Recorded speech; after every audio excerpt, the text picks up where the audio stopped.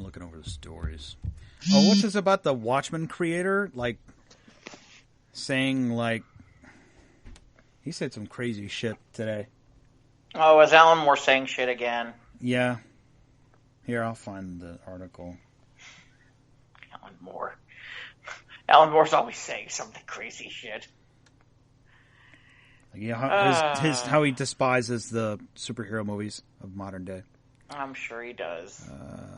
You seen his... No, he's got a crazy-ass beard. Yes. Yes, he does. Watchmen creator Alan Moore issues a scathing takedown of superhero movies. Today's franchised Ubermenschen. Wow, he looks like a homeless person. Yeah. Yeah, he does. What's this he called the... He does. And yet, he's written some of the... Called Birth of a Nation, America's first American superhero movie? What the That's Alan Moore. I see exactly what he wrote, but Alan Moore is always fun. But they made a Watchmen movie. Yeah, he didn't like that either. But it's his franchise. Do I need to do we need to go over the entire Alan Moore, why Alan Moore doesn't like anything Alan Moore? We can, as soon as we start the show, and we're going to do that right now. Hey, everybody, welcome back. It's a Squares Roundtable podcast. We are here once again for your entertainment, for your ear food, not like the worms that go in your ears like in Star Trek 2. With me is Jeff Stein. Hello. And Ivan is off spinning. And he's not spinning around there. He's just spinning in a circle somewhere. He's spinning right we round, hope he right gets round. his equilibrium back next week. We'll be back next week with Ivan. But until then, you got us, so deal with it. We hope you enjoy. So he's at the Coles. Get yourself a sweater. It's getting cold. Yeah. You might need some earmuffs. That's right. It's kind of cold out there. Actually, it's going to be up to 50 this week. That's good. I'm happy. Really? Yeah, I know. Jeez, yeah, we're going to get finally some seasonally accurate weather. Is that a phrase? It is now. So how you been, Jeff? How was your weekend? Well, I got to game this weekend. Nice. That was pretty cool. I got to do some RPG up at Jackaroo Games. I play, for people who are unaware, I play a lot of D6 Star Wars. So that's, it's an old system, but we've kind of, I've been playing this particular game and this particular campaign for probably, since I got out of college. So, I have changed some characters since those times, but yeah, I walked in at like 9 o'clock and I don't think I left the building until like 11 p.m. Yeah. Played like 3 games and nice. Got my game swerve on and, okay. It was... You're in your groove. You're in your zone.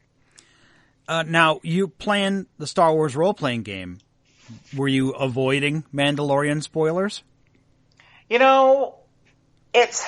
funny you say that because for the most part, I've been able to avoid the Mandalorian thing except for one thing. Yep, and that's all over the internet. And it's like, really? One tiny little thing, so to speak. Yeah, well, yeah, really. Really little. Which everybody's calling what, Baby Yoda? Yep. Yeah, I mean, it's like, okay. Guess that won't be much of a surprise when I see it. Got it. Good to know. It was the big gasp at the end of episode 1. So, you had a good time playing the Star Wars game. That's good. I did. And I did get a chance to see a couple of things on demand this past week. I'm trying to think of anything else off the top of my head. Yeah, it's been, with the holidays coming up, it's been a little bit on the slow side in terms of getting out to see stuff. I know did you see Ford versus Ferrari yet? I was going to catch a Sunday matinee, but it wasn't playing in my hometown. So I was just vegged out this Sunday. on the television. I finished some more entertainment streaming audio video. No, I didn't go see Ford vs. Ferrari. I want to see it eventually. Maybe before Thanksgiving I might see it. Maybe Black Friday weekend. I do want to see it, though. Yours getting good write-ups. Yeah, I'm hearing good things. You know, I've heard good things. I do want to see it. I'm just not. How do I say? Right now, I'm just not feeling like there's anything right now where I'm like, oh man, I totally need to get to the theater. And even on like $6 Tuesday, I'm like tomorrow, it's like, oh, maybe I could get to see something, and I'm like, you know, not really. I think I'll feel more like it once a lot of the fall TV goes on hiatus here in about a week or so. I think that'll change things. That'll be when I'm sitting there kind of like, okay, there's nothing on TV to watch. I should go see movies or something. You know, that's I think when things are going to change. Matter of fact, that's probably when I end up finally going in and breaking out and getting Disney Plus. Right. So, once the broadcast television dries up. Yeah.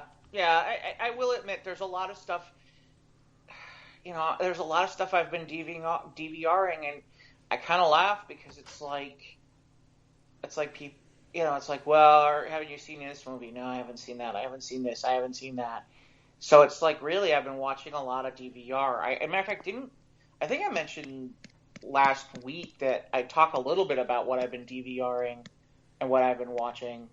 So basically, just to do it real fast, I will admit it's definitely, you know, all the superhero shows in terms of the CW shows are there. I have been watching all of those. Of them, I would tell you that Supergirl's still probably the best, although Arrow has been very good in its final season so far. The Flash meanders at times from good to and I get bored with it sometimes. Well, the Flash, I presume by now they've burned through the whole rogues gallery for Flash, so what other misadventures are happening on Flash that it can perpetuate this many seasons? Well, the problem is that, well, that goes to part of it. Part of it is you introduced a lot of people in season 1 in terms of rogues, and then really... Not that Flash had a stunning... No, he does. He's got more rogues than you think. Yeah. It's just some of the more lower end ones, like Mirror Master, like, for example, one of the ones that off the top of my head would make the most sense, where you could have built an entire season around it, was Captain Cold. Yeah. He was his foil in Challenge of the Super Friends. Well, it goes beyond that. It's just Cold is such an interesting character who's really been fleshed out in the comics, that you could do a lot with him, where it's not about killing Barry Allen as much as it's about, hey, I just want to get mine. I'm not here to destroy you as a person or a human being, if you understand what I mean. It's like you're just in my way. And Cold has more morality than a lot of the villains that are out there. But Cold and Heatwave got so popular that they ended up on Legends of Tomorrow. Yeah. And Heatwave's never left Legends of Tomorrow, which is too bad, because Heatwave is kind of a Flash villain. And so we don't get Heatwave. And their sister, who is, I can't remember her name, but she's Cold-based, and we don't see her anymore. We haven't seen, you know... is it Weather Wizard or something like that? I think we've seen some of that, but you get the point. There's some, and there's only so much you can do with Grodd because he costs too much money to do. CG, yeah. With CG, you know, and that's part of the problem is, you know, they've done some of that. You know, some of the villains that they've had have been interesting. They've done some interesting stuff. It's just 23 episodes, and there are episodes where you literally sit there and go, I can skip this one. Yeah. because it doesn't move the plot. Right. Does this move the plot forward? Not really. Is this an interesting enough episode that I would tell people to watch it, even though it doesn't move the plot forward? Yeah, if there's no villain of the week, why are we? What are we just sitting around? Or yeah, so that's why I say that's there's it's just bad. Well, I mean, there's the big bad, and then there's the villain of the week sometimes, or whatever the problem is of the week at the moment. And that's and I get that you have to have a mix of that, but sometimes there are times, or okay, you have the episode where there is no villain and there's a bunch of other stuff going on, and I get it, but some of those sometimes are not they're not that interesting, or they're not that great, and so I like a lot of the characters. It just starts to get to a point where it's like, okay, I like the characters more than I like the show. Let's see what else is out there. Like I said, Supergirl's phenomenal. Supergirl has been, since last season, Supergirl's been on fire. That's their best. That's their best of the superheroes. Did they finish the Red Sun arc? Yes. Yeah. Yeah. And what's his name from John Cryer was phenomenal as Lex Luthor. Just phenomenal. And they've done a lot, they've done a lot of character development, and yet at the same time they've made it interesting. And they've moved the needle forward, and it's a good show. Now things are starting to coalesce for the Crisis series coming up. Well, it's weird because, and see, that's interesting too, because like some shows, we've seen none of that. Like Black Lightning, we've seen nothing about that yet, even though we now have spoilers that show him in it, and there's a spoiler that's out there in terms of a preview that's out there where they go to recruit him, and he's talking about how his world is gone, which is going to be interesting because, well, we'll see. We'll see. Black Lightning is there's part of me where it's interesting. There's part of me where I'm like, I'm tired. Mm-hmm. I'm tired of this storyline that doesn't. It feels like it's just taking too long to get to where they need to go, and I don't know. I feel like after season 1, that show has kind of gotten to where I'm like, You're just like Tom Hanks with the robot building saying, I don't get it. It's not that I don't get it. It's that you're just bored? It's like, okay, the start of this season, the way they're because they decided that they were going to bring Markovia into it. And for people who are not aware, Markovia is a nation within the DC universe that is actually the home to Geoforce and his sister Terra. And in the comics, they're not necessarily known as a terrorist organization, terrorist country, or anything like that. But this ASA group is making it sound like that, and I'm not sure if that's the case or not, or what the real deal is. But this ASA thing, which is kind of like the government, has kind of been taken over Freeland and basically quarantined it. And it's very. It's kind of almost got a little bit of this, ghettos, concentration camp kind of feel a little to it. And it's like, okay, when's Black Lightning going to do something? And it's building, and I like the build, but I just feel like, okay, I'd like Black Lightning to just go out there and kick some butt. And I wish they would kind of keep things simple. But they've decided like last season, they spent a lot of time introducing a lot of stuff that I'm not sure why they had to do it. And so that was problematic to me. Again, Arrow's been good because they're knocking it out of the park. That's good for right. Because, well, and the other thing is, it's the last season, so they're knocking it out of the park. Good. They're the one show where, pretty much everything going on in Arrow right now has to do with They're tying up loose ends, or and with the Crisis stuff. Okay, right. And with the Crisis stuff. So it's giving it a different feel, too, which is kind of cool. Because, you know, all right, Ollie's now dealing with something that's way out of his proportional league, if you know what I mean.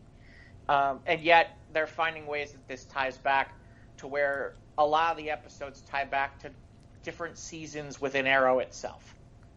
So it's been well done. It's been interesting, and they've been good hours to watch. So they've been fun. Those. So that's the DC shows. Nancy Drew, I've been watching, which is new. I feel there's something about it that I'm still okay with, but at the same time, I do feel like you can tell that this is like somebody trying to revive a property like Greg Berlanti tries to revive one, and it's just not there. You know, I'm curious if it gets a season 2. I don't know. I don't know if it's done well enough. They've added a supernatural feel, and the thing is, they've made it where there are real ghouls or ghosts, if you know what I mean. And it's like, did we really need to add that? You know, did that really need to get added? I'm not sure. Riverdale is Riverdale, and is that a good or a bad thing? How do I put this? Riverdale is kind of one of those shows where it's like, it's gotten to the point where it's, okay, you watch Riverdale and you sit there and go, okay, how much more crazy crap could possibly go on in this small little town? And it's getting to be like Twin Peaks or what? It's kind of got a little bit of that Twin Peaks to it. Absolutely. It does have a Twin Peaks to it. It does have that feeling like it's like, you know, I've joked with people, it's like, never, ever live in a small town. Riverdale has proved to me I don't want to live in small towns. But, yeah, the villains are the villains and they're good.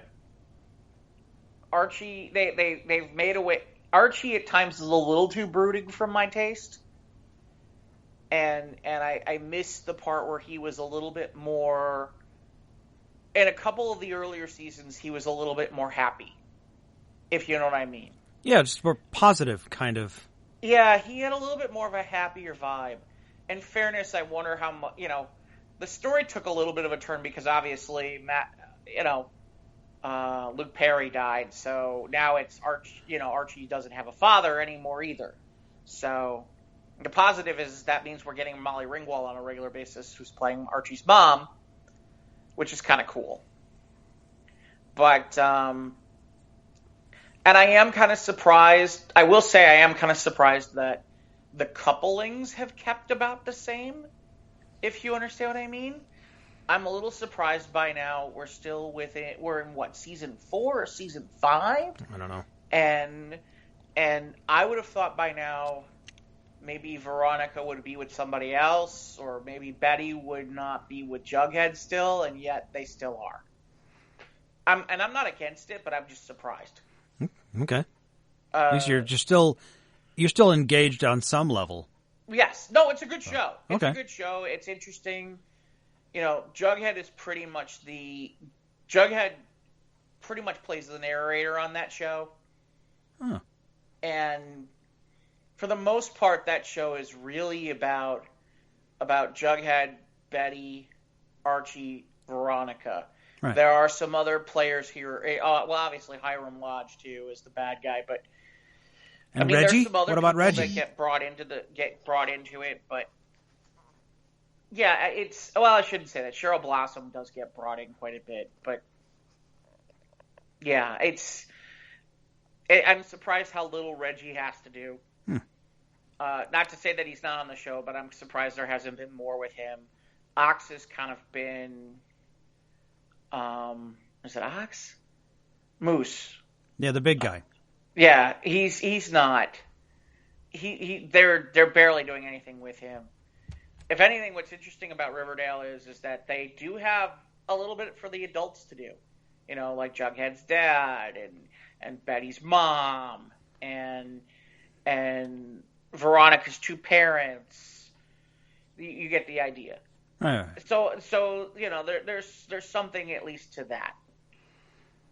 Okay. But yeah, I think Riverdale is a solid show. I do watch it. To me, the shows that I've really kind of started to really enjoy is All Rise, which is on CBS, which ironically is on a Monday night, is a black woman who has become one of the federal court one of the judges at federal court in Los Angeles. And I like it because it's a law show, and yet at the same time, it pretty much gets done in one episode, but it's not as heavy as, say, it's a little more quirky. It's a little more light. They take serious topics, but it's not like you're sitting there going, okay, this is Law and Order. It's got it sounds more of like a lighter LA feel Law. to it. Like LA Law I remember they used to do that. They'd take a hot button issue and just make a subject of the week and then just have their little trial and then it'd be over. And then sometimes they'll have like a funny subplot or something, but it's not exactly like that, but it's a lot lighter tone. yeah, like slightly higher. It's a lot lighter tone. Yeah. And it's an even lighter tone than LA Law in some ways. I miss LA Law, man. Yeah, that's a show that, it's funny. It's interesting you say that, because the other show I've been watching is Bluff City, which is the Jimmy Smith show where he's playing a lawyer in Memphis. And at first I was like, no, I don't want to watch this. I watched the first pilot episode and I was hooked. It's a good show. That's the show that you're talking about that's like LA Law. Yeah, okay. That's the show. If you're looking for an LA Law show, yeah. Bluff City, which ironically is also a Monday night show, that's a definite yes. I am watching The Good Doctor just because it's a solid show. I'm trying to think of what else. Shows that I'm really enjoying. God Friended Me. If God Friending Me is a superior version to Touched by an Angel or Highway to Heaven for people who never wanted it to get that far. And it's far more interesting. I think my grandma watched Touched by an Angel. Touched by an Angel? Highway to Heaven, Michael Landon. Right. It's kind of a similar vibe, but not nearly as preachy, not nearly that far more accessible. It's a really solid show. And it's in God Friended Me is what, season 2 now? Yeah, season 2. It's on Sunday nights. The only problem with it is that because if there's a football game, and it's on NBC. No, that's a CBS show. Okay. Oh yeah. Okay. Yeah. Yeah. So if there's a late football game, it's like okay, you almost got to double check to make sure. Yeah, check your DVR, thing. Right? Yeah. Which is frustrating, but that's a solid show. The other show that I really am kind of enjoying is All American, which is on CW, which is the best way I can put it is it's kind of like more of an urban 90210. It's kind of got a 90210 feel to it. It's a little more urban. It's an interesting show, and it's about a guy, an African American kid who ends up going to a Beverly Hills school to play football. But he's really really lives in Crenshaw. And there's some other aspects to it. It's interesting. It's a good show. I'm trying to think what else I'm watching. Obviously, This Is Us. God, it's slow sometimes. This Is Us is slow. Million Little Pieces, while it's good, again, slow. I like these. I like some of these pieces where it's personal drama and people talking about their lives and stuff like that. But some of it's just like, where's the action? Can we make it a little bit more fun and less emo? Where's the car chases? Where's the explosions? I don't even need that. I just need it sometimes to be a little bit more lighter, funny at times. Like, for example, it's funny. I think, is it this week? Yeah, this week This Is Us is doing their Thanksgiving episode. It's like Thanksgiving episodes for This Is Us. It's like the place, that's like the family. If I ever got invited for Thanksgiving, I'd be like, no thanks. Because you know something's going to happen or somebody's going to die? Yeah, something's going to happen and it's not going to go well. Yeah. Yeah. So, yeah, I feel like I'm missing a few things, but like I said, that's a lot of TV. Yeah. So Should. That's a lot of TV, so that's why, like, at times I haven't gotten anything, because it's like, I haven't gotten onto movies, because it's like, well, your DVR's full. My DVR's halfway full. And it's funny, and I've been doing the Connors, too, which is the half hour, which is the one that, because it's funny. And then Perfect Harmony is a half hour that I've been doing, too. That is Bradley Whitford, who was the guy who was on West Wing, so he's playing this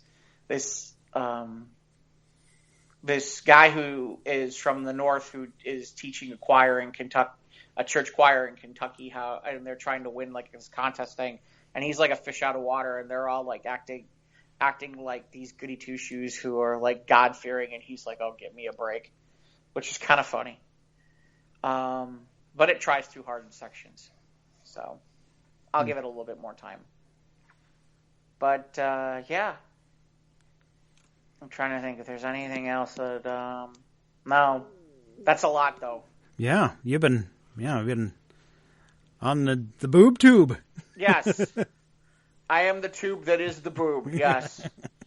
Yeah. But, yeah, like I said, I didn't mean to take up that much, but I did remember that I mentioned that I would talk about stuff that I was watching, because sometimes people are like, so what are you watching? And it's like, a lot. A lot. So, but yeah, to me, if you're looking for new shows that are just starting up, off the top, I would say God Friended Me is phenomenal. All Rise is great. I've really enjoyed that. And then, yeah, I would say those. And then All American. I do like All American. I mean, if you're looking for new shows that are kind of still in early on that you can pick up things, those are the ones I would I would recommend to check out. But that's just me. All right. So in the meantime, Mike, how was your week? Did you see anything? Did you do anything? You've got Disney Plus. Yes, I did. Right? Dropped Friday. It took me like a half hour to figure out how to get the app on my smart TV because I'm not smart. Yeah. The TV is smart, but I'm not. So once I got it on my smart TV, then of course I had it on my phone. So I watched like that Friday afternoon, right when I got out of work, I watched episode 1 of The Mandalorian. And then that night, I went downstairs because I got to put it on my TV because I want to watch it on the big TV. And yeah, I got it on the TV. I watched, I watched the first episode. I watched the first 2 episodes of The Mandalorian twice because I wanted to take it all in. You know, not that I'm one to be able to seek out all the Easter eggs and all that. But I did see the black hole on HD, the HD cut. And some of the HD footage doesn't hold up. Maybe it's just the bandwidth or the streaming that might be just a little choppy at times. But yeah, that movie just has a special place in my heart because when I was 9 years old, my sisters and I were dropped off at a Disney double feature with Sleeping Beauty and The Black Hole. And that movie just like captured my imagination as a young lad. Yeah, I've always been surprised at that the age they of 8. haven't. You know, there's something where I've always kind of sat there and been like, why have they not done? Because now Disney has an excuse not to because now they have the Star Wars franchise. But it was Disney's answer to the Black. The Black Hole was Disney's answer to Star Wars, obviously at the time. Yeah. And it was in production before Star Wars came about, but obviously when Star Wars was a hit, Disney executive says, we need one of those. We have one of those, don't we? And someone said, yeah, we got this old story here, so let's do that. So anyway, I watched that. It's funny because it's like, why not? I don't know. To me, I kind of laugh because it's like, especially now with Disney Plus, to me, I would be like, sure, give it a shot. You know, sink some money into it, do it as a Disney Plus exclusive, and see if you could get some people to want to watch it. But that's just me. Yeah. Maybe I'm wrong. Yeah. So, I got Disney Plus. I've watched the first 2 episodes of Mandalorian. I haven't watched any of the other. What's the other original content? Lady and the Tramp and Noelle. I'm not watching any. I've not watched Noelle because it's not December. And the Lady and Tramp, it's like, I remember I dated a girl who was big fan of Lady and the Tramp. I'm like, okay. But so I got her, I think I got her like a cell or something, like a print or something of one of the iconic scene where they're eating spaghetti in the back of the Italian restaurant or whatever. But anyway, so, and then when a couple days later, when people found out about the added scene in episode 4 with McClunky. McClunky! McClunky. So I had to go, okay, so Disney Plus, episode 4, cue it up. All right, that's what that's about. Okay, fine. Like, it was why did they even add it in? I don't know. But it's dumb. Well, yeah, I wonder if some of it isn't just to get people talking. Yeah, just obviously we're talking about it, so they succeeded. Right. Well, just like there are certain movies that apparently got disclaimers in front of them, and I'm like, why? But I don't know. So yeah, McClunky is a thing. Episode 1 and 2 of The Mandalorian. I'm not going to drop any spoilers here, but I'm just going to say it's good so far. It's got a lot of potential, and it's world building. Because, like me, I'm just a casual Star Wars fan. I know more about Star Trek than I do Star Wars. But I was grown up to like both things. I'm not one or the other, like some people. It's like Trek versus Wars. I like them both. But if I had to choose between the two, I'd take Star Trek. But as a casual, I don't know much about the Mandalorians. So it's cool to see, like, they had a scene where he's in, like, a Mandalorian, like, encampment, and he's getting, like, a piece of his armor made. But it's really good so far. So I'm liking it. And I'll be watching it. I'll be continuing it. And it's fun, like, every Friday afternoon, I'm like, time to go home and watch Star Wars. I'm like, never heard of that before. But see, it's because I didn't watch the animated series, like the Clone Wars. Did you watch it? I didn't watch any of that. Or Rebels. I was kind of watching Rebels for a little while, then I kind of fell out of it. I'm like, Well, the other problem with both of those shows is, okay, you needed to remember when the new one got released. Yeah. You needed to, did you DVR it? Did you not DVR it? And it's a heavy arc story, so if you miss 2 episodes, you don't know what's going on. Exactly. Versus, okay, new Mandalorian. Oh, did I miss it? Okay, well, here it is. It's okay. I can watch it here. Yeah. No biggie. Mm-hmm. That's huge. Are they coming out once a week, or is it? Well, yes, every Friday now, because they had episode 1 ready to go at launch day. Right. And then they dropped episode 2 the following Friday, which is 3-4 days later. Right. And then so now it's every Friday. So episode 3 drops Friday. And how many episodes is there? Is it 8? I don't know. But this one was shorter. Episode 2 was just a few minutes shorter than episode 1. Okay. What other episode time we're running at? I think there's 30 some odd minutes. It was under 40 minutes. Wow. But it's high budget. It's like watching a movie. Well, that explains it, yeah. The budget is high for these episodes. Well, that makes sense. So then the other thing that's probably cool about it is if you're keeping high budget and low minutes, that means that really in reality you're not bored. Episode 1 was 39 minutes, or they're calling them chapters. Chapter 1 was 39 minutes. Chapter 2 was 32 minutes. Okay. And the end credits is like detailed, artistic storyboards of scenes that happened in that episode. So it's cool looking at really nice artwork, storyboards during the credits. That's cool. Yeah, it is cool. I like the art. Well, I know one thing about The Mandalorian. Yeah. Because Baby Yoda has taken over the whole freaking goddamn social media internet. Yeah, that only stayed, I don't think it didn't make it till the weekend. No. No. So, yeah. That thing was everywhere, even if I wanted to avoid it. And I'm sure there's about 50 different people on Etsy making plushies now. Oh, forget plushies. The memes are already yes, out there. they're everywhere. They're everywhere. Like the one where it's Yoda does his I don't know if you saw the one where Yoda is doing "There is no try, there is only do." Yes. And the little one goes, "Okay, Boomer." He's like, "Now see here, you little shit."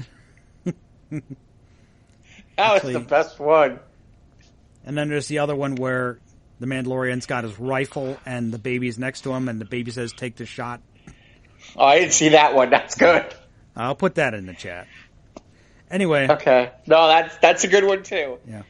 So, I heard there was like Goldblum travels the world or some weird show that he's doing. And there's another series on, I guess, because Nat Geo is also part of Disney Plus. So I know there's one episode where Brie Larson was in it. But speaking of which, yeah, we got lots of Marvel news. I think they announced like 39 more Marvel movies until 2023. Did they really? Yeah. Well, yeah, they've added a few more movies now. Not just talking about. They've added a few more movies now to the Marvel roster up to 2023. See, this is when trouble begins. I think this is when we get.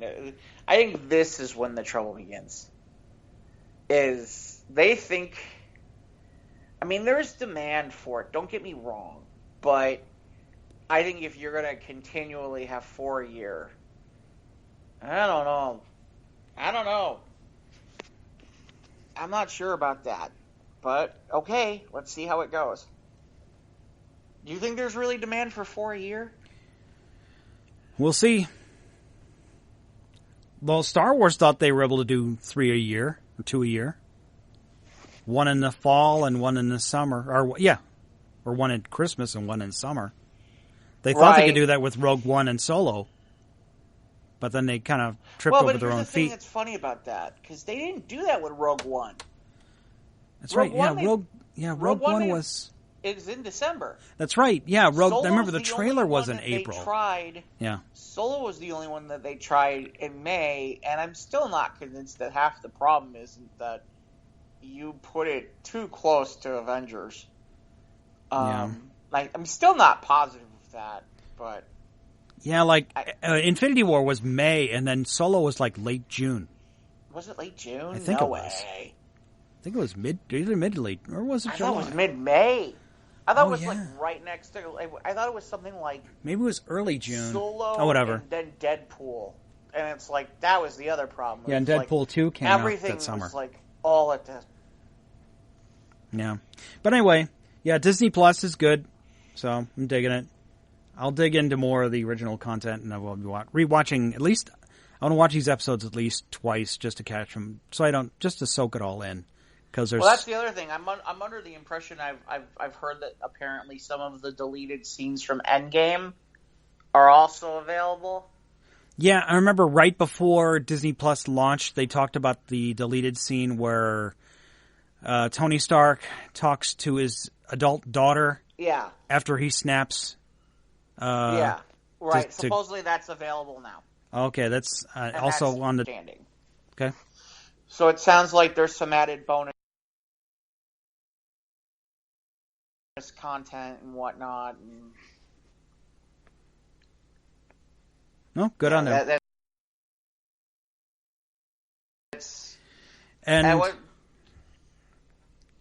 Oh, God. Go ahead, Jeff. Oh, I was going to say, so what else?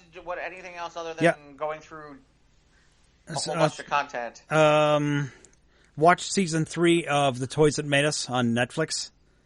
Okay. And it was better than it was overall a better season. I think they kind of captured the whole the whole drama, like the Teenage Mutant Ninja Turtles one.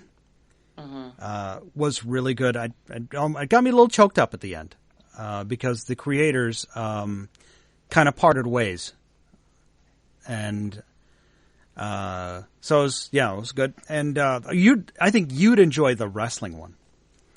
Oh, really? Because there was a lot of drama in that too, especially because the whole thing between Remco and Galoob and LJN when Vince McMahon first created the WWF, when all these toy companies were trying to get the license for it, and we all know how shrewd Vince McMahon is. Yeah. And the thing is, though, too, is that they also focused on the backdrop of this toy thing was also the feud between him and Ted Turner when he created WCW. Yeah. And so, like, Ted Turner tried to take him out, but Vince McMahon came out on top. And in the backdrop, we get the evolution of these toys. And I didn't know for a while that Hasbro had the license to the rest WWE figures, and I guess they weren't very good. But I think Jax is the one that has the license right now, and I guess think so. I guess they're pretty good.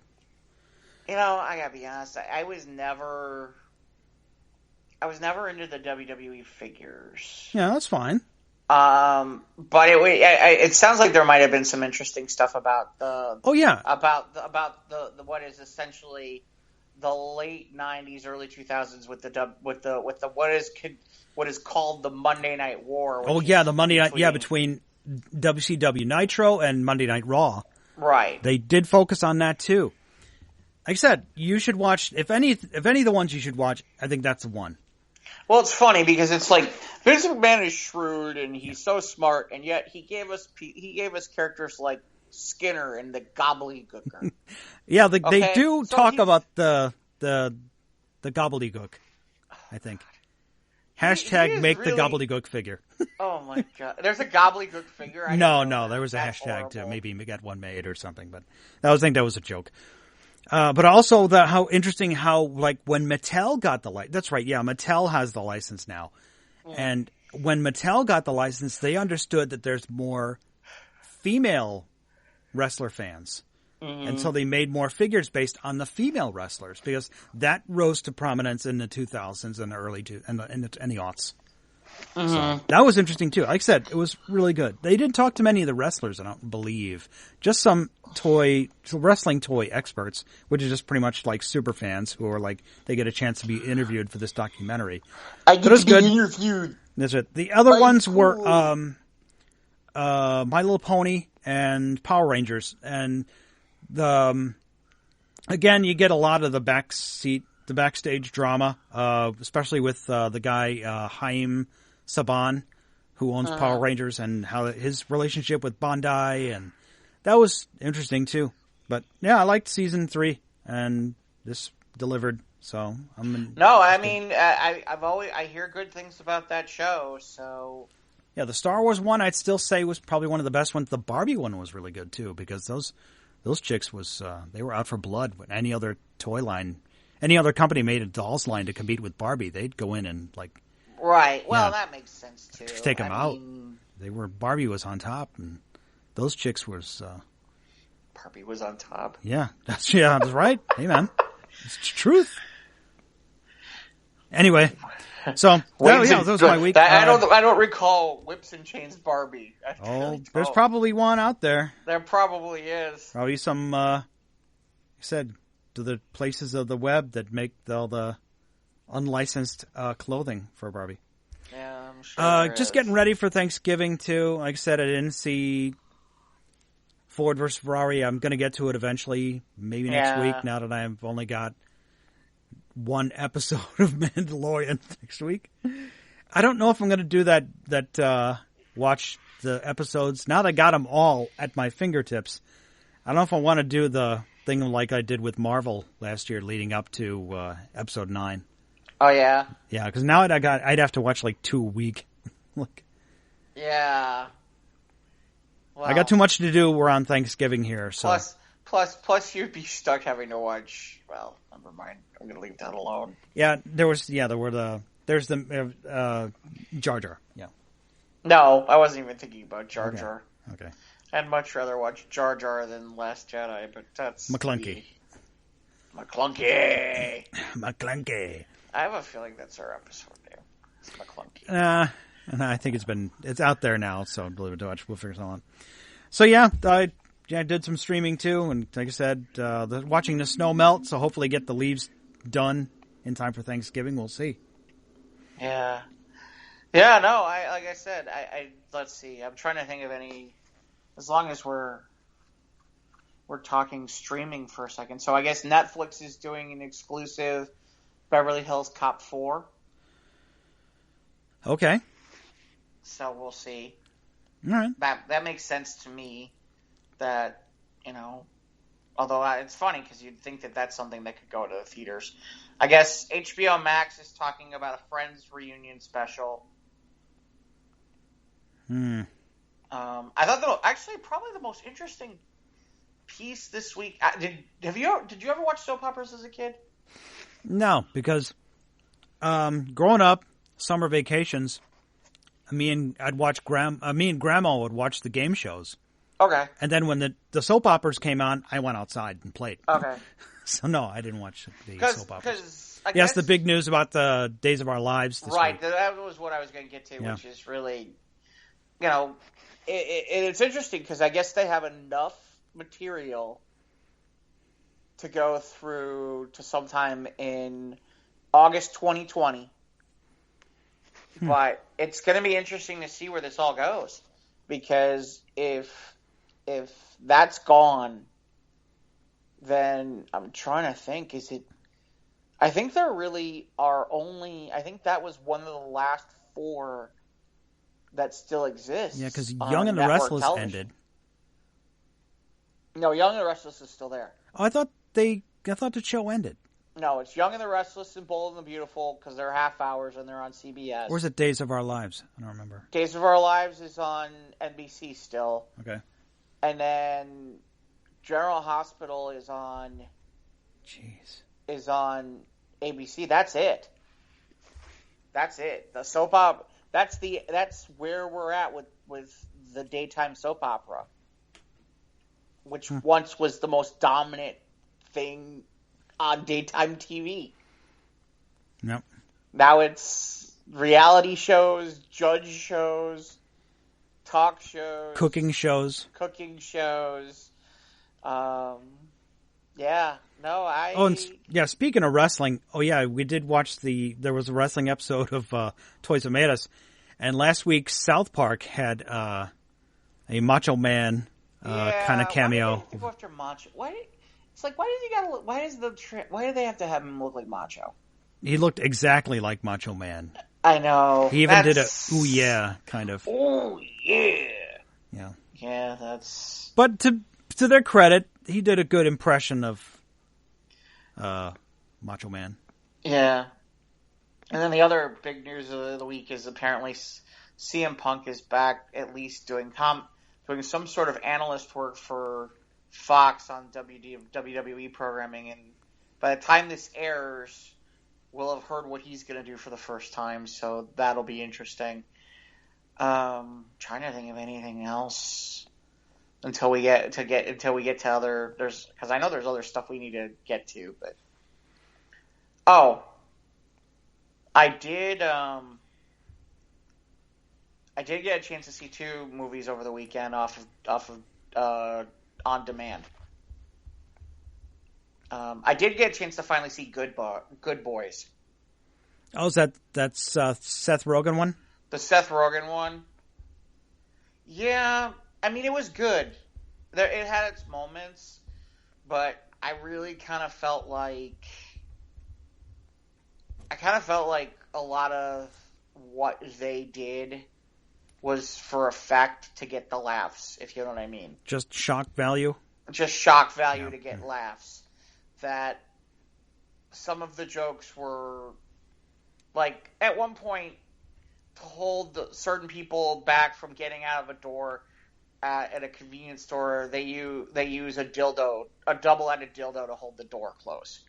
See, though, that's so funny, huh? I mean, just like they go kiss they're working on their kissing because they're going to go to a kissing party. So to me, it's like, one of the guys has what they call a CPR doll. It's not a CPR doll. It's one of those like real dolls that cost like thousands of dollars to get.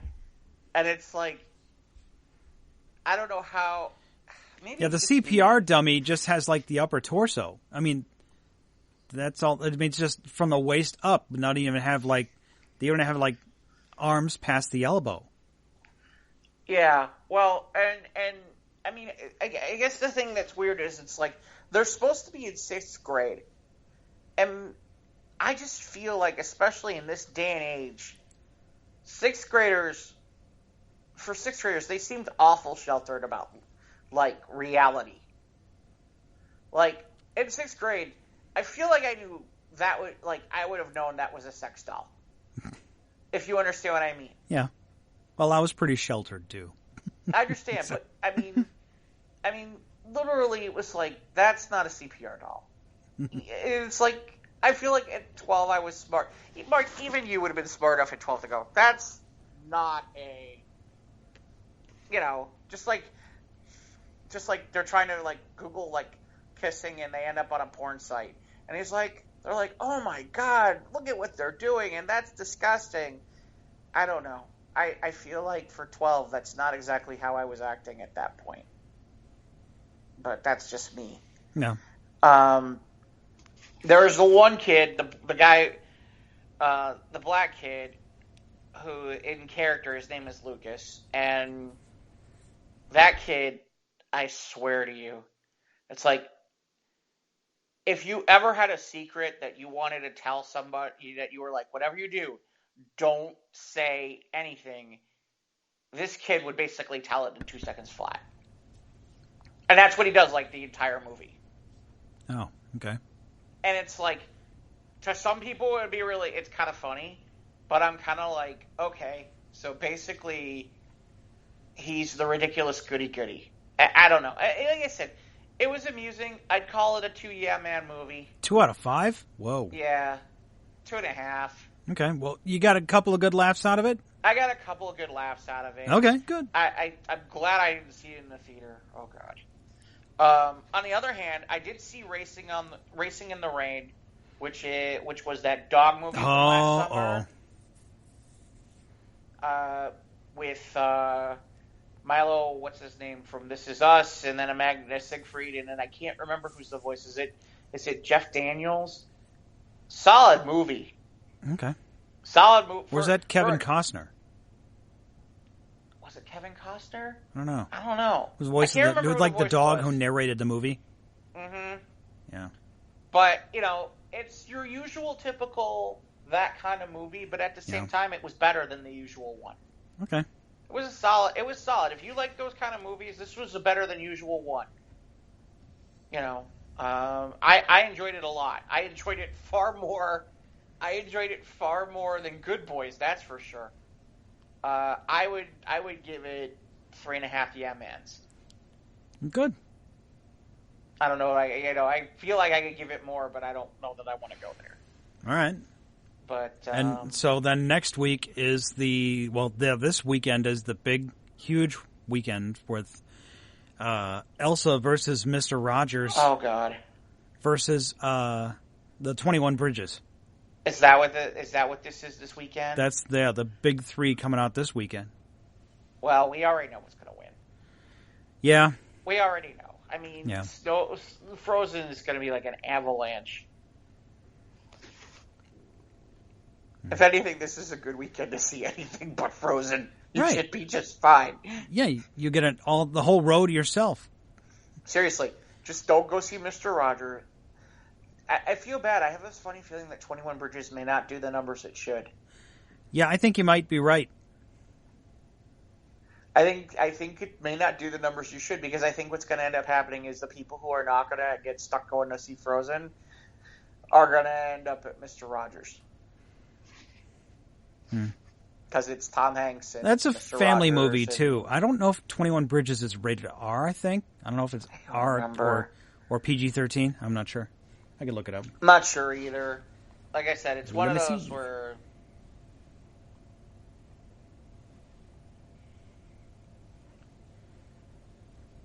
21 Bridges comes out... Oh, it's only... Ooh.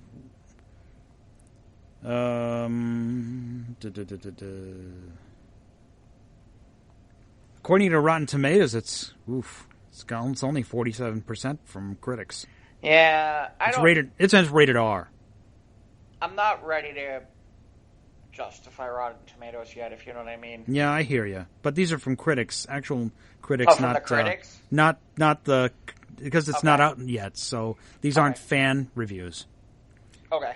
But no, this is it's rated R, so it's not obviously not going to do as well. I don't. I'm pretty sure the only thing is based on. I just wonder for a movie like that what a bad number is, if you know what I mean. Mm-hmm. I mean, what's a bad number for that? You know, is well, okay, let's be honest. Less than 10 million is bad. But is it you got to make 20? Is 15 a bad number? Is 12 a bad number for that movie? I don't know. Like I said, that's my concern. Is it's unfortunate and it's too bad because those are. We'll see. I'm curious to see. It's a holiday. You know, you've got the holiday weekend coming up. We'll see. We'll see if that's. And now you've got 3 generations of people who grew up watching Mr. Rogers. Right. And Tom Hanks is still good box office draw. Yep. The thing is, I talked this with people at work today. I was like, I saw the documentary, Won't You Be My Neighbor, and it was good. But the thing is, it's just Tom Hanks. It's why I didn't go see that movie Sully, because it's just Tom Hanks in a mustache flying an airplane. I mean, it's Tom Hanks. I can't get over the fact that it's not Mr. Rogers. I don't know. I've seen enough. I've seen a couple commercials with him when he. Yeah, I'm sure he'll do fine. And you know what? He's got it down. Yeah, I'm sure he'll do fine. But I just me personally, I'll watch it eventually, but I'm not in a hurry. Yeah, I'm not. Again, none of these are things where I'm like immediately in a hurry that I'm like, oh my god, I have to see. Even for Ford and Ferrari, I'm not like that one. That has the highest amount of interest right now, leading up to Star Wars.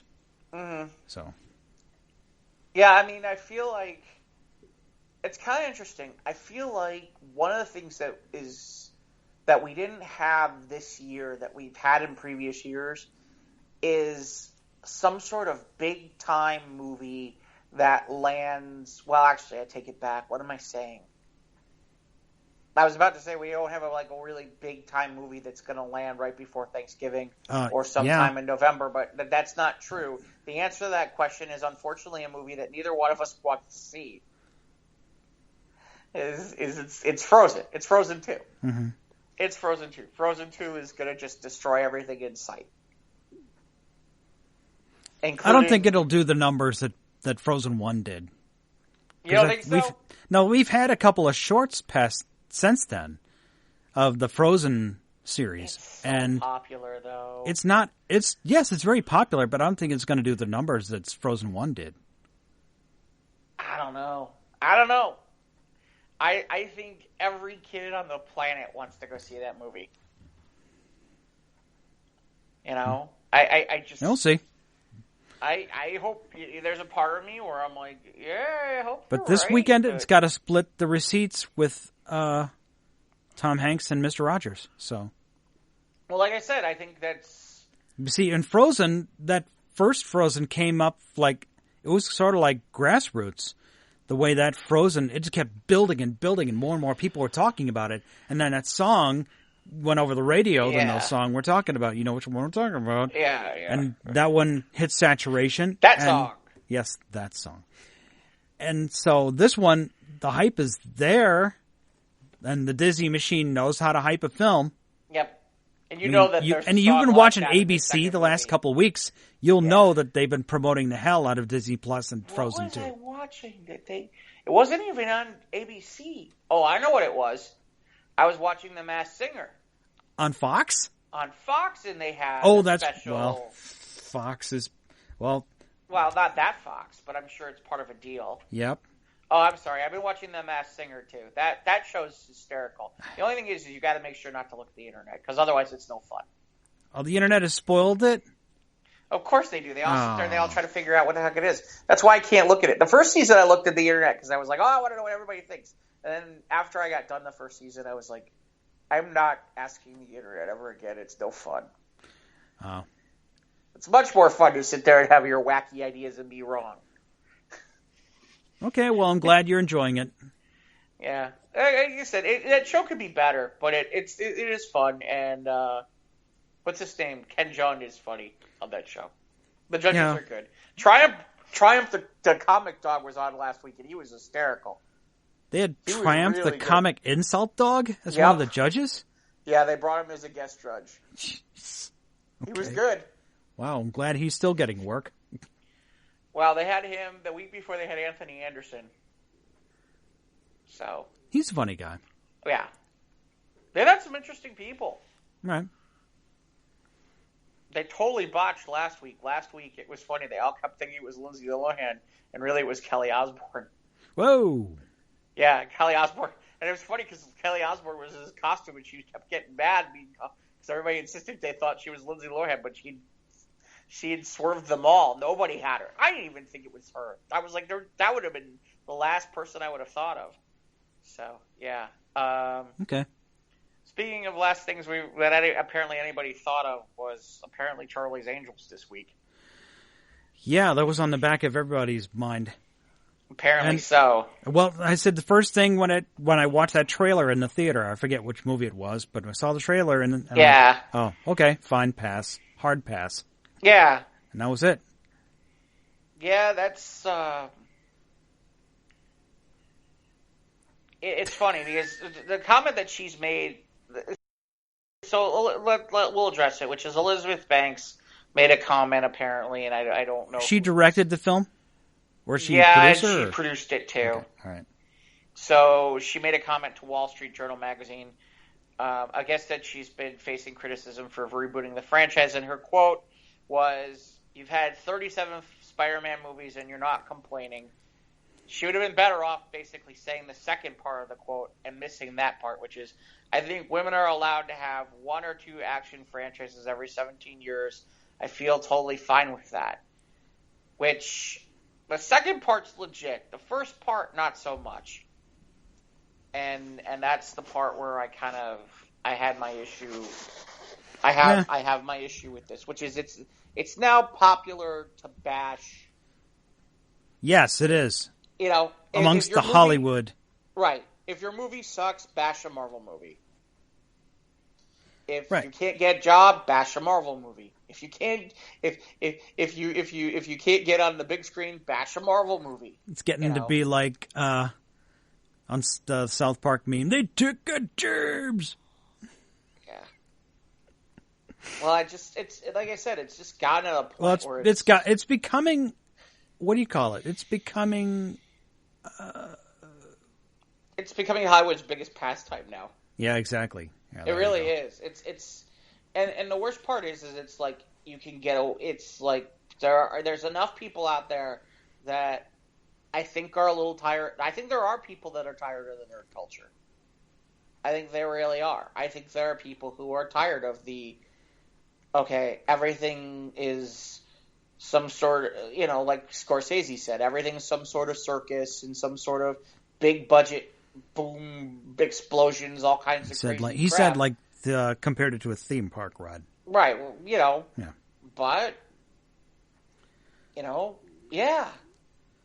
But then they've got people in the the Hollywood or pop culture analysts saying that it's not healthy or whatever. I don't know. Well, like I said, hey, in the meantime, I'm sure it drummed up a hell of a lot of people to go see his stupid movie. But the part where I kind of laugh about, and it's funny, I will probably see that. I'm assuming I've been waiting. A buddy of mine has Netflix, and I think The Irishman is on this weekend. Oh, it's this weekend. I think The Irishman comes on this weekend. Oh. So I will. There's odds that I might see it this weekend. Okay. So we'll see if that's the case. But the part that kind of frustrates me there's something to be said a little bit about what Banks says, which is, yeah, she's got a point, which is there should be more franchises and more opportunities for women like that. The problem I have with it is, I think you're going to agree with me on this one, Mike, is I don't know about you, but I feel like there's quite a few properties that are out there right now that are pretty friendly to women right now, that are big franchise opportunities. Well, recent ones, yeah. Yeah. I mean, she's talking about every 17 years. I can point in the last 3 where there are, Wonder Woman off the top of my head. Yep. Captain Marvel. Yep. The biggest, you've got episode 9 coming out. That's fronted by a woman. Yeah. Episodes 7 and 8. Yeah. She was on the front of that poster. Right. Well, 7, I'll give you that it was a lot more Harrison Ford. But she's still on the front of that poster. Right. But, I mean, really, in reality, by 8 and 9, it really was about Rey. For them. Well, I shouldn't say that. Really, in 8, a lot of people thought it'd be the Luke movie. Now it's really kind of her movie, though. Yeah. Well, she's been in the forefront. She's the main character in the latest Star Wars arc. That's huge. And Jyn Erso was the front in Rogue One. Right. Exactly. Or the female character in Solo. There's a Black Widow movie coming out next year. In spring. Harley Quinn, as somebody said to me, Harley Quinn's coming out in February. Oh yeah, that animated Harley Quinn. No, the Birds of Prey movie. Oh, the Birds of Prey, yeah. The actual live action. Right. And Margot Robbie. Yeah. Yeah, the Margot Robbie thing. So that's kind of why I kind of laugh, because it's like women should have these opportunities. They are. And not just Supergirl. You look at what broadcast television today. Yeah. And a lot of them have women leads. Yeah. Yeah, no, and that's why I kind of laugh when I see this. It's like, could there be more? You're right. Do we have to still make up for years of that? Probably. At the same time, to sit there and say about you've had 37 Spider-Man movies. Yeah, women are doing okay right now. There's a lot of stuff for if this is a good time to be raising a young woman, watching young women on screen and things, in television and movies. Yes, and the other thing is, and this is the other part that I kind of laugh about, which is, and I was just thinking about this earlier today. Think back to when they did the Charlie's Angels movie, the first one, okay? Think about who some of the people were in that movie.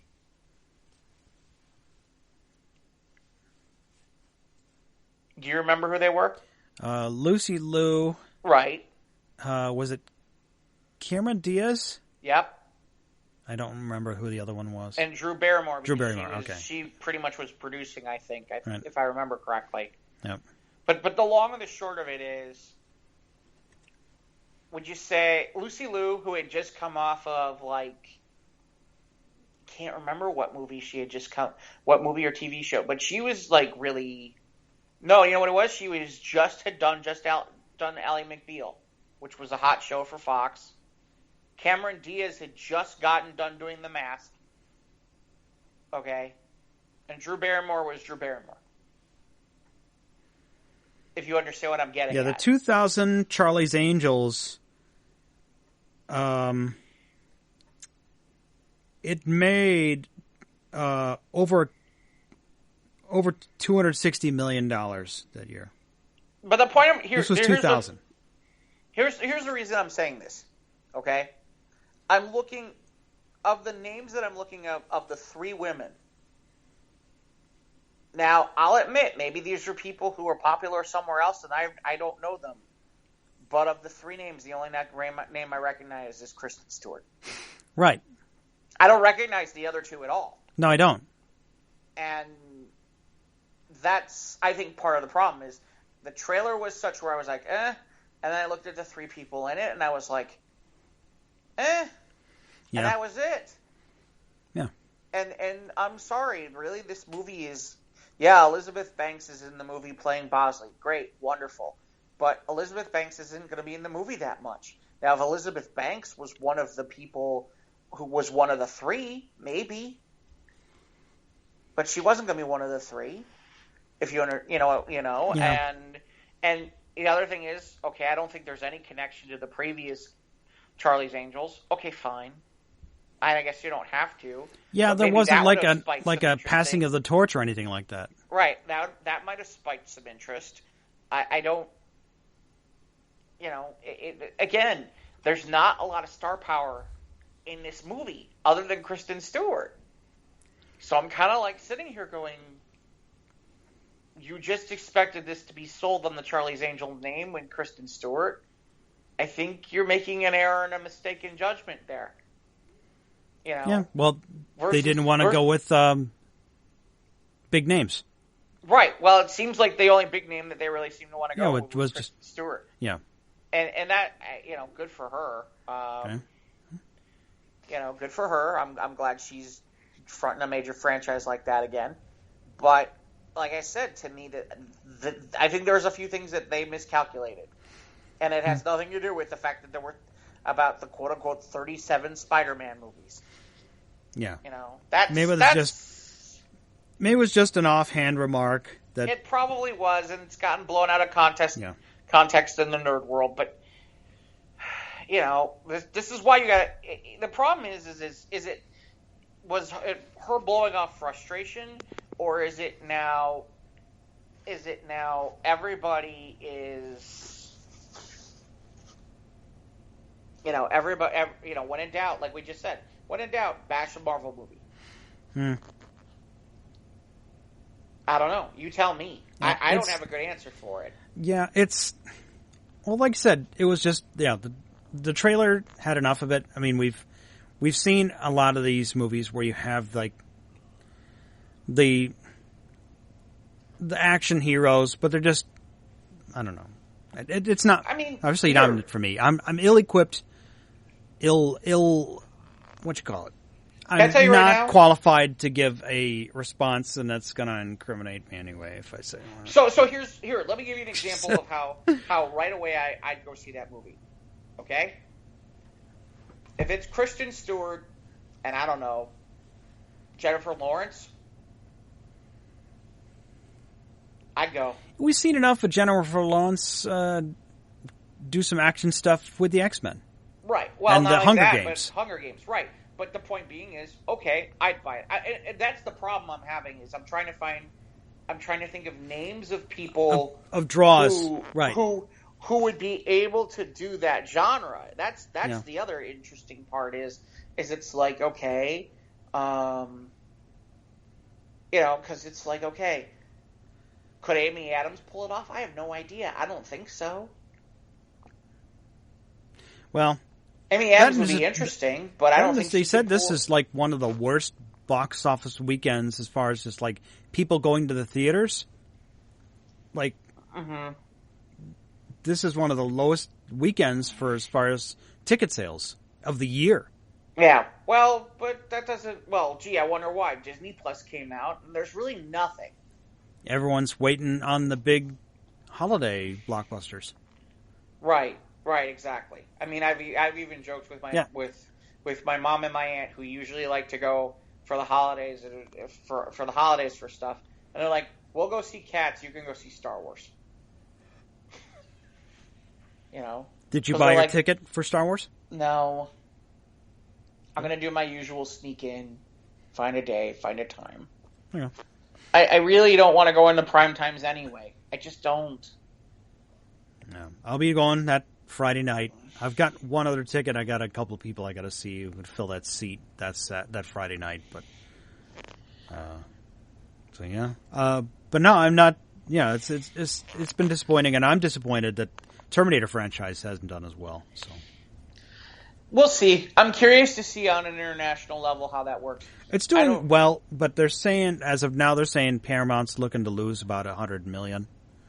Which is unfortunate, because it's not likely they're going to make another one, and I think they've done a good job of passing the torch But yeah, well, like we said, like I said to you previously, my biggest headache with it is you've done a lot of bad Terminator movies. And, yeah, fourth time's the charm. Right. And I think at that point people's reaction is, Nah. yeah, great. I'll wait till it comes on DVR. Yeah. Yeah, and I think that's or it'll come on a streaming service and I'll watch it then. You know, people. You know, this is the other part of that conversation, Mike.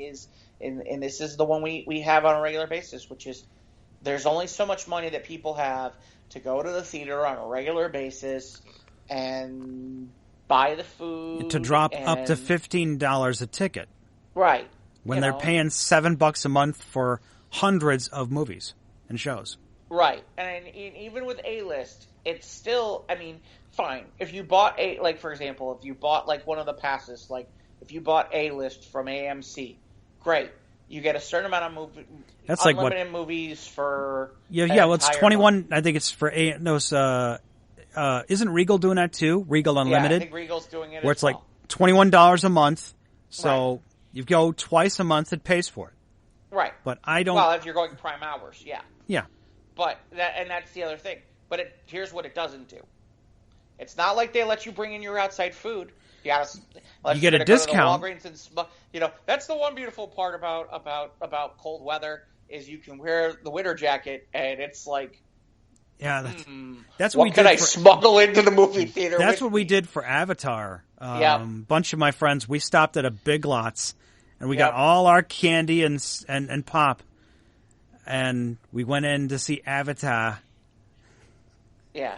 And you hear. Hey, you know what? You know what? The prices. Hey, look, the prices are a little insane. Well, we know why. You can't do that all the time. You can't. No, and I can't. I can't justify paying $6 for a cup of Coke. Right. Well, that's what I mean. I mean, it gets to a point where it's like, and then the worst part is, the good news is you and I are single. Imagine if we had kids. Right. We had children. Yeah. Little babies. Right. Gets expensive. Yeah. I don't know how some of my friends with kids. And all the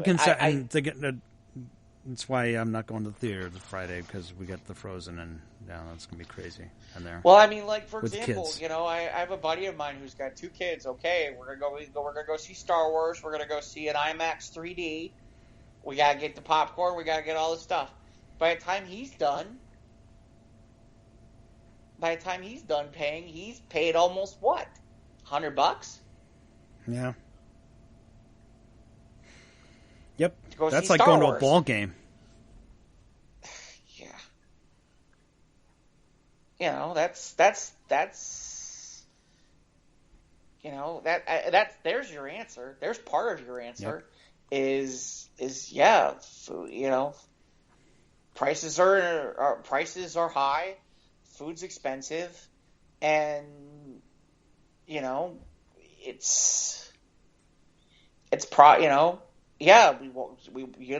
the theater experience. That's why I laugh in some ways about Scorsese when he sits there and he says about amusement park. Well, yeah, I don't feel like paying $15 to watch a movie that I'm going to sit there for 3 hours and sit there and go, oh, that was profound, and I spent a whole that was bunch of money. thought-provoking. Yeah, that was thought-provoking, and I spent $15 plus all my money on a Mondo Coke, and that's the other thing. Profound, great. That means it's a 3-hour movie, and I bought the Mondo Coke, and at some point I need to go to the bathroom. Mm-hmm. Great, wonderful. I'm going to miss the most, and it's like, great. What's the part I missed so that I don't care? It's. Yeah, well, at least the 3D thing is dying out, so good on that. Until Avatar comes up again. Yeah, whatever. You know that's coming again. I'm sure.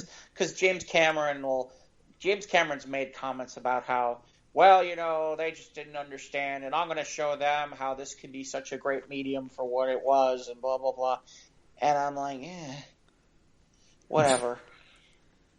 I can count on one hand the number of 3D movies I've been to in the last decade.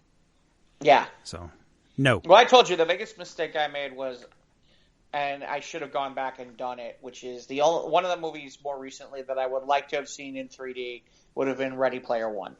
That might have been amazing to see in 3D, but that assumes it would have been what I think it should have been. I don't know. For the most part, 3D's just been kind of lame, but that's me. Yeah. So what else do we have in news? The Snyder Cut. The Snyder Cut. So Gal Gadot. I like to say Gal Gadot better. I don't know how it's pronounced. I don't care. Gal Gadot. So, and as long as she doesn't break your arm with Krav Maga, you're fine. And Ben Affleck. And apparently Jason Momoa have all gone on social media with hashtag release the Snyder Cut. Yeah. Okay. At this point, sure, why not? I don't care. I still haven't... I've got them both here. I still haven't watched the Ultimate Cut to BVS. I really should. I hear it's better. I don't know. I'll have to get in the mood. Too. Well.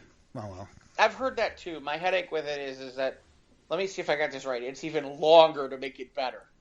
That doesn't help me at all. They did leave some stuff out to help. I don't know. Maybe I don't know.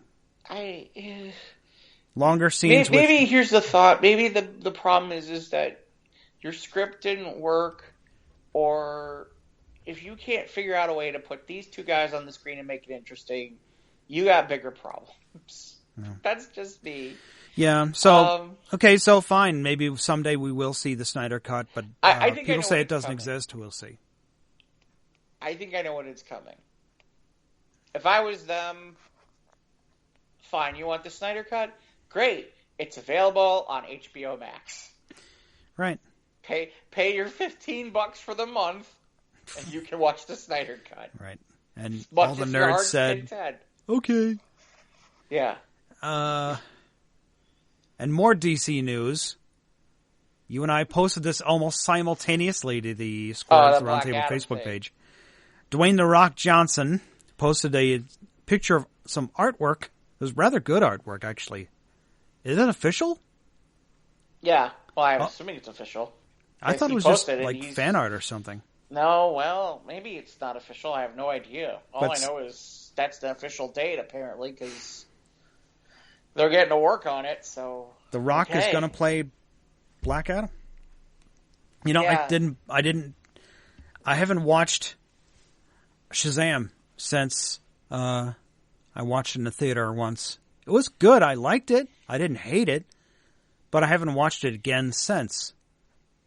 And I've had, walked past it in the store. I'm like, yeah, there's the DVD of it. And like, yeah. But. Well, yeah, Shazam. I mean, and we talked a little bit about Shazam. Yeah. Where it was just, I felt it was a good movie for kids. I felt it, I felt it was a little more aimed towards kids than it was. Yes, it was. If you were a comic book fan, I do think that there were some things that I would have done a little differently, but that's just me. I'm curious. I think it'd be great if this Black Adam ties into Zachary Levi's Shazam. Well, at some point it's going to have to. I hope so. I imagine at some point it has to. The other interesting question is, in the last 10 to 20 years, Black Adam's history has been tied with or to Hawkman and Hawkgirl, or Hawkwoman, I should say. And it would be interesting if somehow that's a backdoor way to bring them in. But I'm not sure, and we'll see. Yeah, so that's exciting. I mean, we talked about this for a while. Yeah. Well, in fairness, when you're The Rock and you've got the schedule that you've got, it's been a while since he's been signed into this movie, and it's just taking forever to get to it. Now, did he finish Ballers, or are they still doing that? Ballers is done. Okay. Ballers is done. But, yeah, that's the other thing. Is it Jumanji coming out sometime in December? Christmas. Is it Christmas? Is that the same day as Star Wars? It might be. I think it No might be the way. week before. It might be the weekend before. They gotta be doing it. I was shocked that Cats is coming out the same day as Star Wars. Yeah, good luck with That's that. nuts. No, they'll get people. They'll get people. There are people who don't want to see Star Wars. Yeah. You know, the Taylor Swift fans who don't know who Tool is. Yeah. God. Where's this Star Wars thing? We should all be going to see Taylor Swift look like a cat. It's R2D2. Seen it before. Yeah. What's an R2D2? I don't even know what a BB-8 is. It's like a what? It's like a round ball. That's the ball one. R2D2 is the one with the legs. Yeah, really. Anyway, yeah. Lots of Star Wars stuff in the next few years. So. Yeah, no, great, hey, if The Mandalorian is as good as you claim. And it is. It's good. We're only 2 episodes in, but it keeps me wanting. Is the Baby Yoda, let me ask you this, is the Baby Yoda thing a one-time thing, or is that in episode 2 as well? The Baby Yoda is in episode 2. And I know it's not Yoda, because Yoda died in Jedi. Well, like everybody said, what else are you going to call it? Well, what are you going to call have a name it? for that thing. I mean, you play the role-playing game, the Star Wars books. Isn't there a name for his race? No. All these years? Right. Dude. No, we all joked about that today, as a matter Yeah. of fact. It's like nobody knows what race Yoda is. We've never figured that one out. It's not been in books. It's not been in comics. It's not been in anything. Yeah. Strange. It's never been in anything. That's why everybody's calling it Baby Yoda. And like, we have no idea. And these books, I remember seeing these books in the day, and there's a whole 2 pages of background story for this one dude that was in the cantina for 3.2 seconds. And he's got a whole backstory, his whole world, home planet, their culture, and nothing for Yoda. So. Well, it's weird because we do have stuff for Yoda, but none of it has to do with where he comes from. Huh. Or any of that, or what race he is. Yeah. None of it. It's all as a Jedi or a Jedi Master level. It's almost like Yoda's the dungeon master. Yeah, kinda. NPC dungeon master, pretty much. Yeah. Oh, hey, it's funny now that I'm thinking about Yoda. I don't know why. Because he used to be a Muppet. I did see the 50th anniversary of the Sesame Street thing that was on PBS. Really? It wasn't bad. It wasn't bad. Even it was, obviously aimed towards kids, but still kind of enjoyable. Okay. Who was on there? Joseph Gordon-Levitt, Nora Jones, Whoopi Goldberg, Elvis Costello and Kermit the Frog singing "It's Not Easy Being Green." Mm-hmm. Trying to think of who else. Solange Knowles, Beyonce's sister. But yeah, it wasn't bad. It wasn't bad. It was kind of funny. It was cute. But, yeah, 50 years. And 50 years of that, and 91 is Mickey and Minnie. Crazy. Crazy, crazy, crazy. Wow. So, I don't know. I got nothing. So it's a good time to. Yeah, that's it. Yeah, we haven't. Not any other news. I suppose you said you're not going to go see anything this weekend. So. Well, I might see Irishman. Oh, that's right. That's coming up on Netflix this weekend. I might see Irishman. I don't think I'm going to see. I don't think I'm going to get to the theater tomorrow. If I was going to go, it's going to be tomorrow. Yeah, it'll be tomorrow. I'm not. But honestly, between me and you, I'd rather spend money to go watch Thursday Night Football with my team, the Colts, because apparently the Bears aren't because we're not going to talk about the Bears anymore. No. No, I wasn't even watch the game. Yeah. It's like, no. Yeah. And Survivor Series is this weekend, so maybe I'll watch Survivor Series this weekend. Okay. If you can catch that one episode of... I do have the WWE Network, and so maybe I'll watch that. Okay. Now, maybe if I can catch... By the way, it's here. It's in town. They're in town this weekend. They're here... They're in Chicago? Yeah, it's Friday, Saturday, Sunday, and Monday. Were they at They're in town at Allstate. Allstate? Okay. All weekend. So they're doing the live show for Fox on Friday night. They're doing the NXT show on Saturday.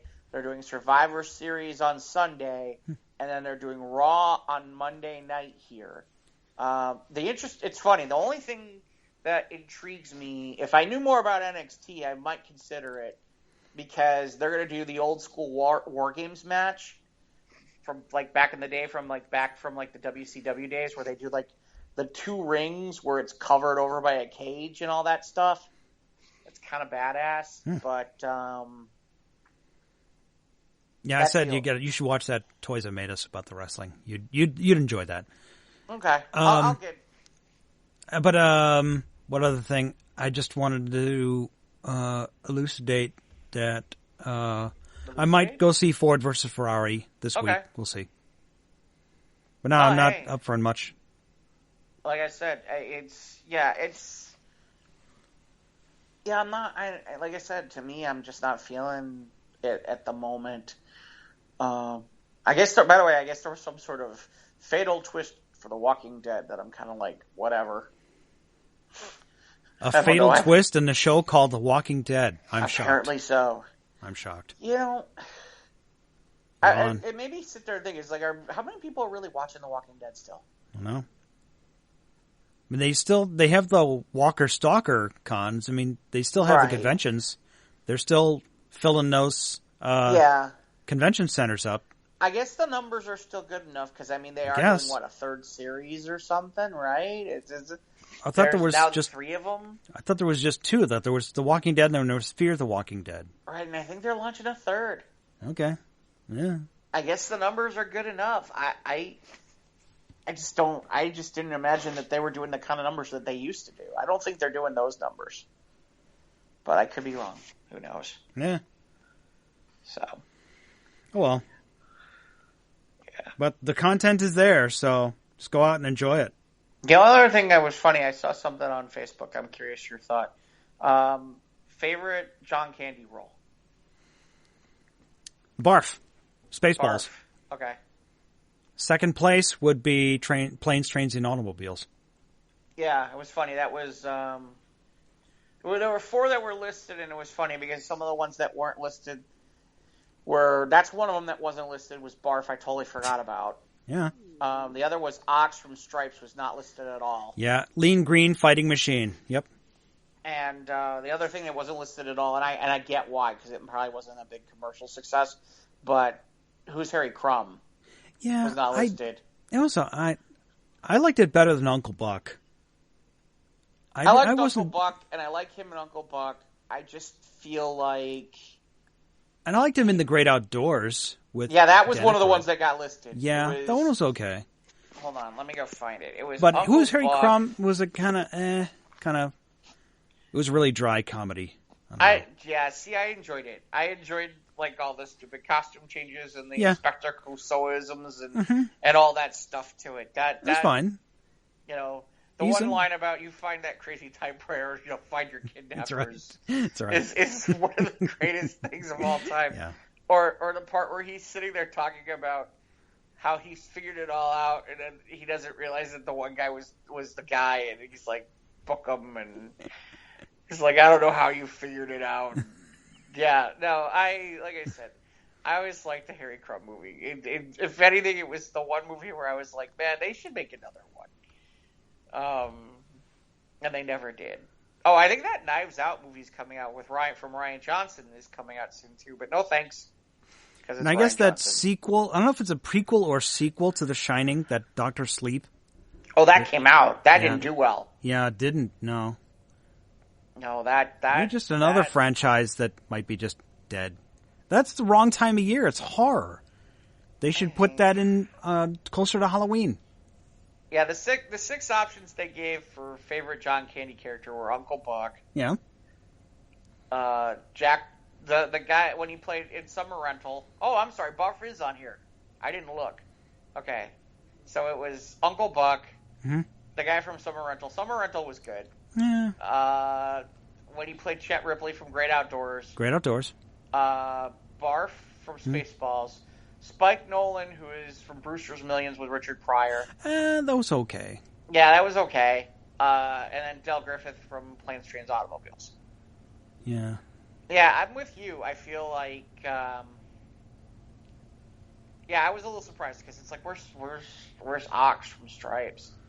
Because that scene with the mud wrestling is one of the greatest things I've ever seen. Yeah, in my life. that was pretty cutting edge. Yeah, at the time. Oh, absolutely. Yeah. My big man has 340, whatever the heck it is. Oh, what other ones is he? Bill Murray's like sitting there, and he's like, you're already. And he had that. Go back in there. And he had a great supporting role in National Lampoon's Vacation. Yeah. Of course, that's not a John sorry. Candy role. That's a supporting role. Oh, and I'm sorry, we've all forgotten Orange Whip. Yeah, Whip. exactly. For the Blues Brothers, Yeah. Sure. We're in a truck. Yeah, seriously. Yeah, there's more than the 6 that guy listed. Yeah. I like I said, I'm partial to Harry Crumb. I think Harry Crumb is probably one of my favorite roles that he's ever done. Mm-hmm. But then he did one serious role with was it Ali Sheedy? No. Only the Lonely. Yeah, Only the Lonely. That's right. Remember, only because of the Roy Orbison song. That's how I remember it. Yeah. So yeah, John Candy. Yeah. And then of course Cool Runnings, but yeah, boy, you know what? That's a good point. I had forgotten about Cool Runnings. that was like the feel-good movie of that year. Feel the rhythm, feel the rhyme. It's bobsled time. So okay, so I think we're done this week.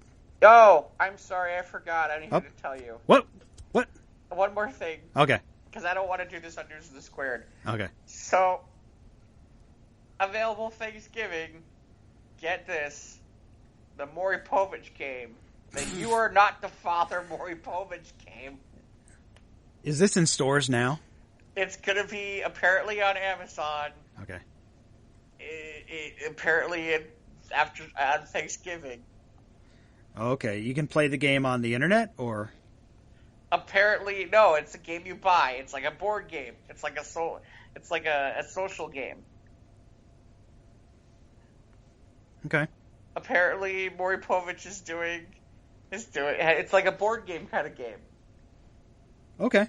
It's. I think I put it on the Squares page. It's the You Are Not. It's basically, you know how they do that whole thing where the guy will come out there and they'll be like, the woman's like, I'm positive you're the father. You're the father.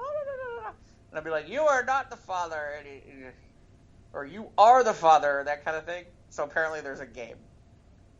You Are Not the Father, the game. Mm-hmm. It's on Amazon. Available November 27th on Amazon. Yeah. So it'd be a good game for the Christmas party. Good. Yeah, that would be. Well, there's only 2 games that he's really popular. In fairness, there's 2 things at this point that the Maury Povich show is popular for, which is is the lie detector. You are not the father. Yeah. Which one's a woman and which one's a transsexual? Oh. I seem to remember too many days when we were watching that in college where people are making bets, and it's like, God forbid you got it wrong. If you know what I mean. It's like, right. Which one did you pick again? What? What are you trying to tell me? Nope. Not that there's anything wrong with it. So, yeah. All right. Anyway, how can they find us? Where can they find us? Where can they find Ivan if we ever get him back? Well, we'll get Ivan back, I'm sure. He'll find his way back. If he's got to eat sometime, so... Yeah, that's true. This is where he comes to eat, yeah, actually. Seriously. Yeah. We're on Instagram and Twitter at SOTRT Podcast. We're on YouTube. Click the bell, subscribe. You'll know when new content drops. And, of course, our sister show, News of the Squared. Shout out to Scott. And you'll see those crazy articles on our Facebook page. Follow us there. We appreciate it. We're on Spotify. We're on Podbean. We're on Anchor. We're on Google. We're on Apple. leave us a review. We'd appreciate it very much. Yeah, Email we us. got a couple 5-star reviews. Yay! At least on iTunes. There you go. Email us at SOTRP. Oh, my shit. I've been saying this for 77 episodes. Maybe I'll get it right this week. That's okay. Email us at sotrtpodcast@gmail.com. .com. Yeah. Well, thanks again for joining us this week, and we'll talk soon. And usually this is where Ivan wants to get the last word, so we're missing him this week. So anyway, have a good night. Yep. Or day, or whatever you're listening.